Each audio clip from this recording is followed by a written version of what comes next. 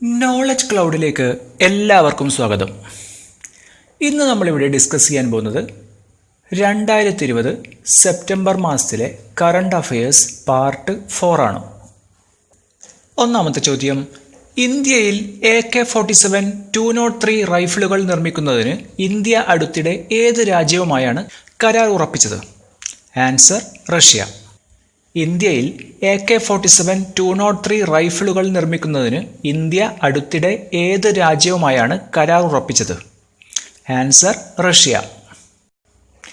രണ്ടാമത്തെ ചോദ്യം, അടുത്തിടെ ഇന്ത്യയുമായി ഇന്തോ പസഫിക് സൈനിക തന്ത്രം ആരംഭിച്ച രാജ്യം ഏതാണ്?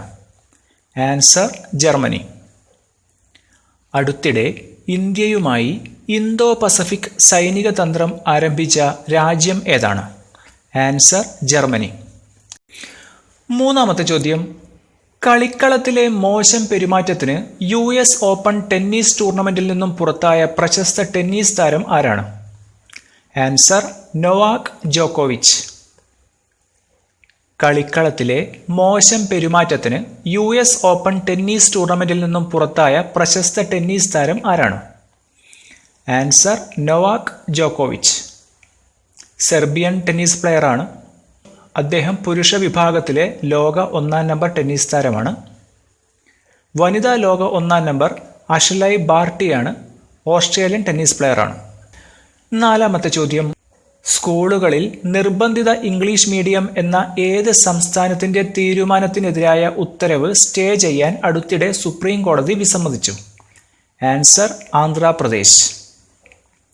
സ്കൂളുകളിൽ നിർബന്ധിത ഇംഗ്ലീഷ് മീഡിയം എന്ന ഏത് സംസ്ഥാനത്തിൻ്റെ തീരുമാനത്തിനെതിരായ ഉത്തരവ് സ്റ്റേ ചെയ്യാൻ അടുത്തിടെ സുപ്രീം കോടതി വിസമ്മതിച്ചു? ആൻസർ ആന്ധ്രാപ്രദേശ്.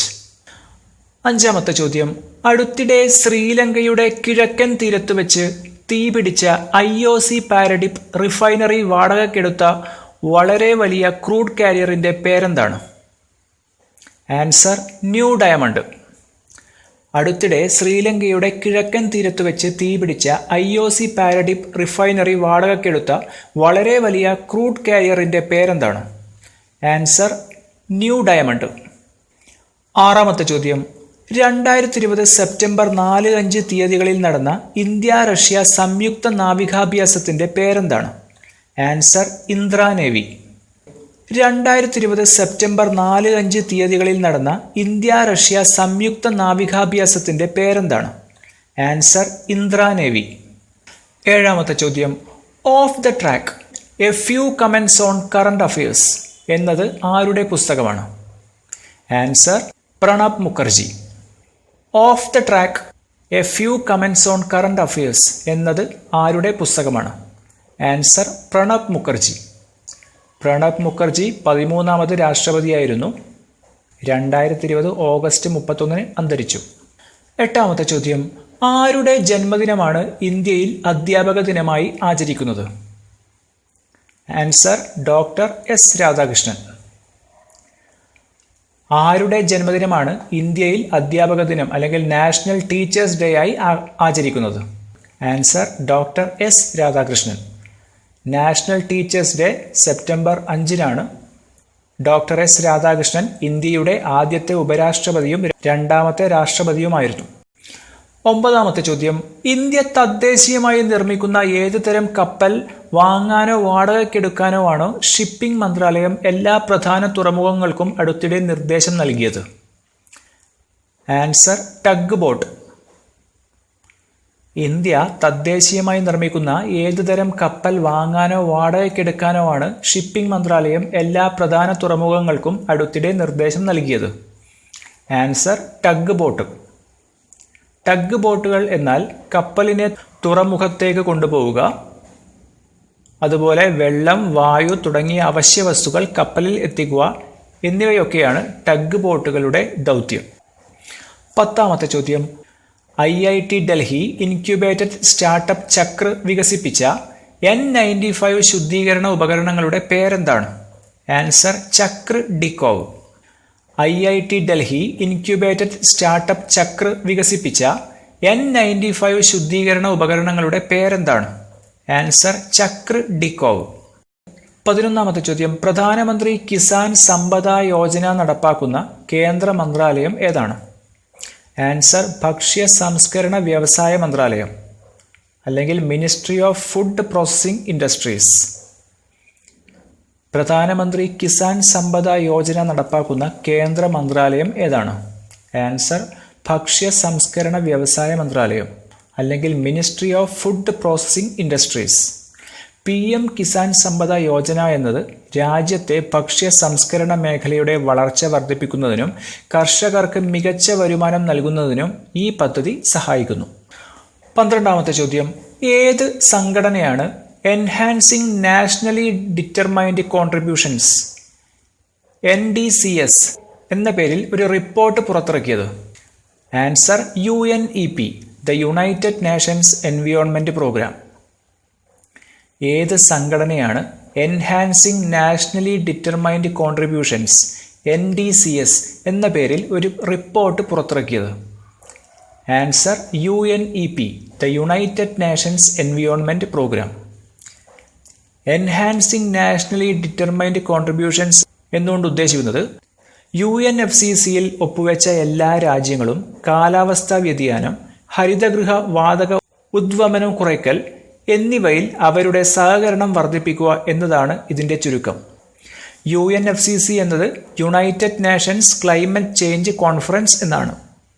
13ാമത്തെ ചോദ്യം, അടുത്തിടെ COVID-19 RT-PCR ടെസ്റ്റ് കിറ്റുകൾ ഉൽപ്പാദിപ്പിക്കുന്ന ഏത് ഇന്ത്യൻ കമ്പനിക്ക് ഇന്ത്യൻ ഡ്രഗ് കൺട്രോളറിൽ നിന്നും അംഗീകാരം ലഭിച്ചു? ആൻസർ മൈലാബ്. അടുത്തിടെ COVID-19 RT-PCR ടെസ്റ്റ് കിറ്റുകൾ ഉൽപ്പാദിപ്പിക്കുന്ന ഏത് ഇന്ത്യൻ കമ്പനിക്ക് ഇന്ത്യൻ ഡ്രഗ് കൺട്രോളറിൽ നിന്നും അംഗീകാരം ലഭിച്ചു? ആൻസർ മൈലാബ്. 14ാമത്തെ ചോദ്യം, ഇന്ത്യൻ ഓട്ടോമൊബൈൽ മാനുഫാക്ചേഴ്സ് സൊസൈറ്റിയുടെ പുതിയ പ്രസിഡന്റായി ആരാണ് നിയമിതനായത്? Answer Kenichi Ayukawa. Indian automobile manufacturers സൊസൈറ്റിയുടെ പുതിയ പ്രസിഡന്റായി ആരാണ് നിയമിതനായത്? Answer Kenichi അയുകാവ.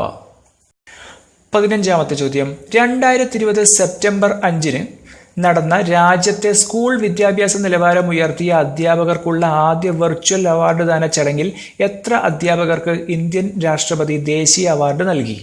ആൻസർ 47 അധ്യാപകർക്ക്.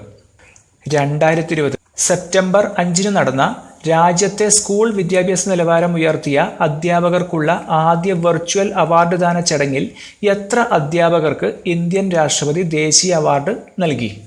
ആൻസർ 47 അധ്യാപകർക്ക്. 16ാമത്തെ ചോദ്യം, ആരാണ് ഇന്ത്യൻ ഇൻസ്റ്റിറ്റ്യൂട്ട് ഓഫ് പബ്ലിക് അഡ്മിനിസ്ട്രേഷന്റെ പ്രസിഡന്റ്? ആൻസർ ഉപരാഷ്ട്രപതി. ആരാണ് Indian institute of public administration അല്ലെങ്കിൽ IIPA പ്രസിഡന്റ്? ആൻസർ ഉപരാഷ്ട്രപതി. ഇന്ത്യയുടെ ഇപ്പോഴത്തെ ഉപരാഷ്ട്രപതി വെങ്കയ്യ നായിഡുവാണ്. IIPA എന്ന് പറയുന്നത് ഇന്ത്യ ഗവൺമെന്റിന്റെ പേഴ്സണൽ മന്ത്രാലയത്തിന് കീഴിലുള്ള ഗവേഷണ പരിശീലന സ്ഥാപനമാണ്. 17ാമത്തെ ചോദ്യം, സമാധാന കരാറിനു പിന്നാലെ നയതന്ത്ര ബന്ധം തുടങ്ങാൻ തീരുമാനിച്ചതിന്റെ ഭാഗമായി ചരിത്രപരമായ യാത്രാ വിമാനം ഏത് 2 രാജ്യങ്ങൾക്കിടയിലാണ് അടുത്തിടെ ആരംഭിച്ചിരിക്കുന്നത്? Answer Israel UAE. സമാധാന കരാറിന് പിന്നാലെ നയതന്ത്ര ബന്ധം തുടങ്ങാൻ തീരുമാനിച്ചതിന്റെ ഭാഗമായി ചരിത്രപരമായ യാത്രാ വിമാനം ഏത് 2 രാജ്യങ്ങൾക്കിടയിലാണ് അടുത്തിടെ ആരംഭിച്ചിരിക്കുന്നത്? Answer Israel UAE. 18ാമത്തെ ചോദ്യം, ഇന്ത്യയുടെ ഏത് ട്രേഡ് അസോസിയേഷനാണ് സാങ്കേതിക വിദ്യകളും ബിസിനസ് മോഡലുകളും വികസിപ്പിക്കുന്ന പ്രക്രിയയെ ത്വരിതപ്പെടുത്തുന്ന ഫ്യൂച്ചർ ബിസിനസ് ഗ്രൂപ്പ് ആരംഭിച്ചത്? Answer CII, confederation of Indian industry. ഇന്ത്യയുടെ ഏത് ട്രേഡ് അസോസിയേഷനാണ് സാങ്കേതിക വിദ്യകളും ബിസിനസ് മോഡലുകളും വികസിപ്പിക്കുന്ന പ്രക്രിയയെ ത്വരിതപ്പെടുത്തുന്ന ഫ്യൂച്ചർ ബിസിനസ് ഗ്രൂപ്പ് ആരംഭിച്ചത്? Answer CII, confederation of Indian industry.